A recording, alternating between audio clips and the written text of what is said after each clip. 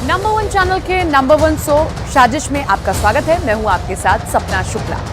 आज बात सबसे पहले इजराइल की। रिपोर्ट है कि इजराइल ने युद्ध की कई बातों को छुपाया है दुनिया से।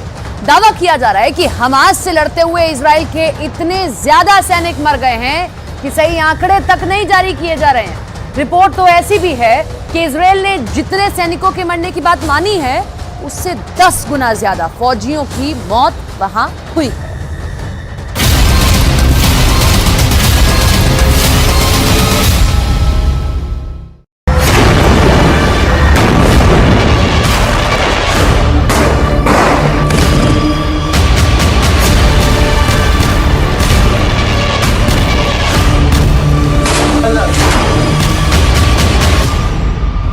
हथियारों के मामले में इजरायल को दुनिया का एक बहुत ताकतवर मुल्क माना जाता है।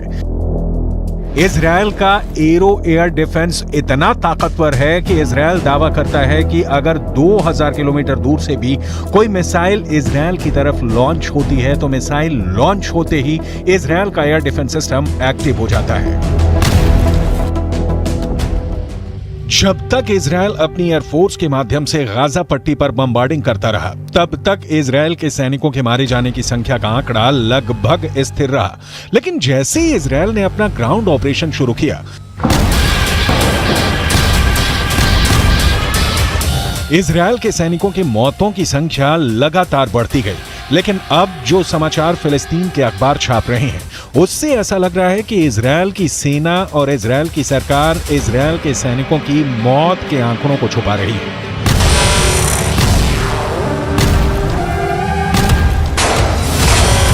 फिलिस्तीन क्रॉनिकल नाम के एक अखबार ने इजरायल के मिलिट्री सिमेट्री यानी इजरायल के सैन्य कब्रिस्तान यानी वो जगह जहां पर इजरायल के सैनिकों को दफन किया जाता है, उस जगह के डायरेक्टर डेविड वार्नर बरूच का एक इंटरव्यू छपा है। इस इंटरव्यू में इजरायल की मिलिट्री सिमेट्री के डायरेक्टर डेविड वार्नर ने कहा है कि इजरायल के अंदर हर घंटे एक इजरायली सैनिक का शव कब्रिस्तान में दफन होने के लिए आ रहा है।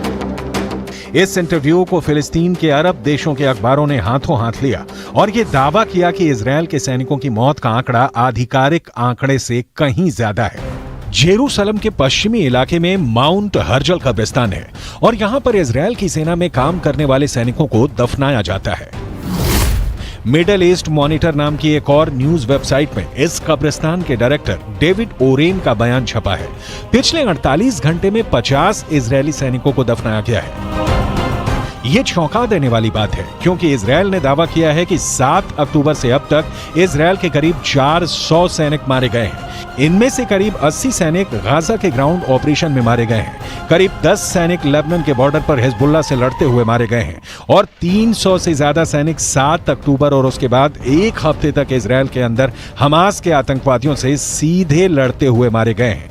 लेकिन फिलिस्तीन के अखबारों का दावा है कि ग्राउंड ऑपरेशन में इजरायल के सैनिकों के मारे जाने की संख्या आधिकारिक आंकड़ों से कहीं ज्यादा है।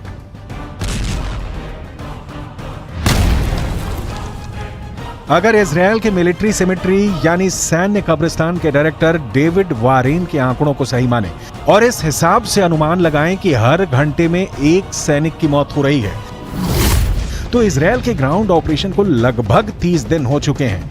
एक दिन में 24 घंटे होते हैं यानी 30 दिन में 720 घंटे होते हैं। अगर इजरायल के सैन्य कब्रिस्तान के डायरेक्टर के मुताबिक हर घंटे में एक सैनिक की मौत हो रही है, तो इसका मतलब यह है कि अब तक ग्राउंड ऑपरेशन से 30 दिनों में 720 सैनिकों की मौत हो चुकी है। यह सिर्फ एक अनुमान है, इसकी पुष्टि नहीं की जा सकती है। इतना ही नहीं, हिजबुल्लाह ये दावा करता है कि लेबनान के बॉर्डर पर जो जंग चल रही है उसमें हिजबुल्लाह के 80 लड़ाके मारे गए हैं, जबकि इजरायल के करीब 10 सैनिक मारे गए हैं। जबकि हिजबुल्लाह को सपोर्ट करने वाले देश ईरान के सर्वोच्च नेता खामनेई भी ये बयान जारी कर चुके हैं। इजरायल के ज्यादा सैनिक मारे गए हैं, लेकिन इजरायल आंकड़ों को छुपा रहा है। अब ऐसे में सवाल ये उठता है कि क्या वाकई में इजरायल की सेना अपने मारे गए सैनिकों के आंकड़ों को छुपा रही है?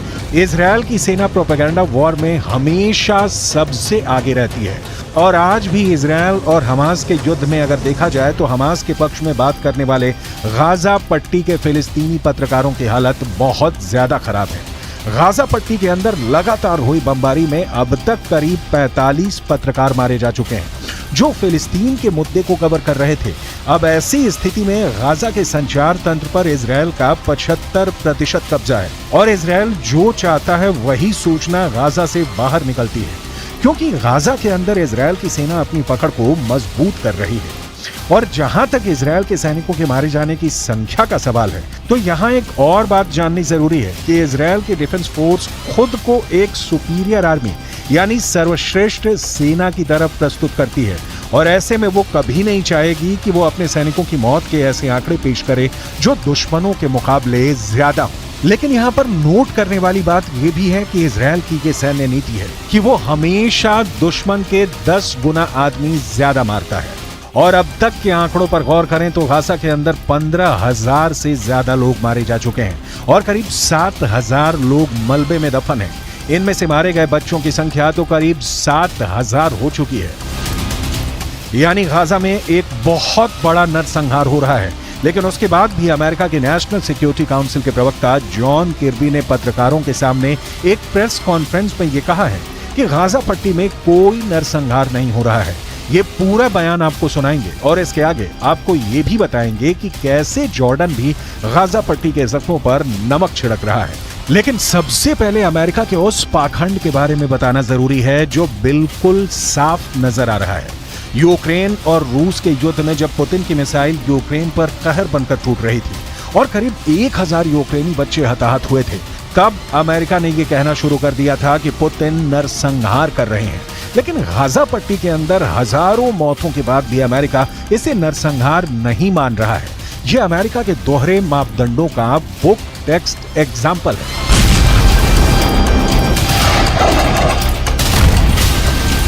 Hamas wants, make no mistake about it, is genocide. They want to wipe Israel off the map. They've said so publicly, more than one occasion. In fact, just recently. And they've said that they're not going to stop.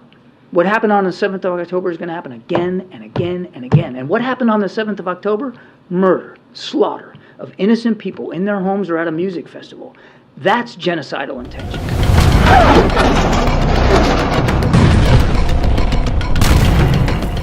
Malaysia के प्रधानमंत्री अनवर इब्राहिम ने कहा है कि Ukraine की घटनाओं को नरसंहार मानना और गाजा पट्टी की मौतों को नजरअंदाज करना वैश्विक पाखंड है। दूसरी तरफ अगर देखा जाए तो अब तक गाजा पट्टी के अंदर 30,000 से ज्यादा लोग घायल हैं और गाजा पट्टी के अस्पतालों की हालत क्या है ये पूरी दुनिया को नजर आ रही है। जॉर्डन ने गाजा पट्टी के घायल लोगों के लिए इजिप्ट के अंदर एक फील्ड हॉस्पिटल बनाया है। किंग अब्दुल्ला के बेटे खुद इस अस्पताल की निगरानी करने के लिए गए। लेकिन आपको जानकर हैरानी होगी कि इस फील्ड हॉस्पिटल में मात्र 40 बेड हैं, जबकि गाजा के अंदर 30,000 से ज्यादा लोग घायल हैं। और इन हालातों में एक फील्ड हॉस्पिटल में मात्र 40 बेड का इंतजाम लोगों के साथ एक क्रूर मजाक है। بس اهم شيء المعنويات تفضل عاليه ان شاء الله ان شاء الله احنا زي ما بنعرف الجيش العربي ما شاء الله احنا دائما بنقوم بالواجب واقل شيء بنقدر نعمله انه نحاول نساعد اخواننا في غزه وفلسطين فاكيد بدنا نعمل اكثر دائما بس انتم ما شاء الله يعني فرصه انكم تساعدوا الناس ونقدم الشيء اللي هم محتاجين ان شاء الله ان شاء الله احنا كلنا فخورين فيكم وراح نتابع كل الامور اول باول اهم شيء التنسيق بيناتكم والمعنويات تفضل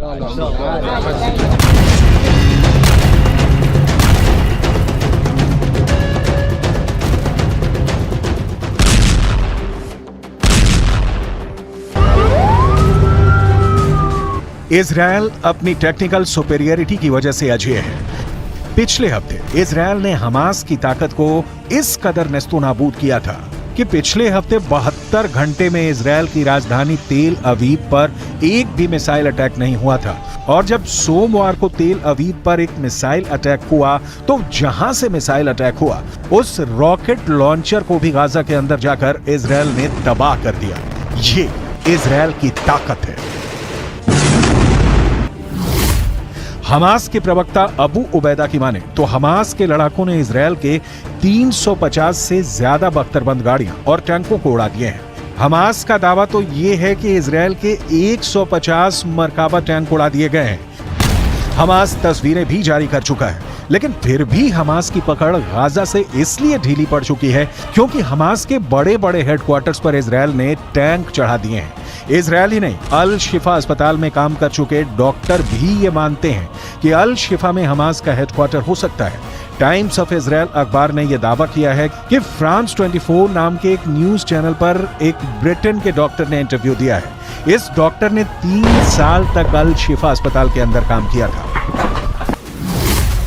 गाजा के अल शिफा अस्पताल में काम करने वाले इस ब्रिटिश डॉक्टर का दावा है कि अल शिफा अस्पताल में कई ऐसी जगहें थीं जहां पर उसे जाने के लिए मना किया गया था।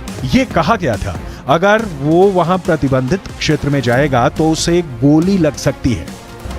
टाइम्स ऑफ इजरायल ने दावा किया है कि अल शिफा अस्पताल के अंदर हमास का हेडक्वार्टर होने का दावा करने वाले ब्रिटिश डॉक्टर ने अपना नाम नहीं बताया है क्योंकि उसे डर है कि ऐसा करने पर गाजा के अंदर मौजूद उसके सहयोगियों को हमास मार सकता है।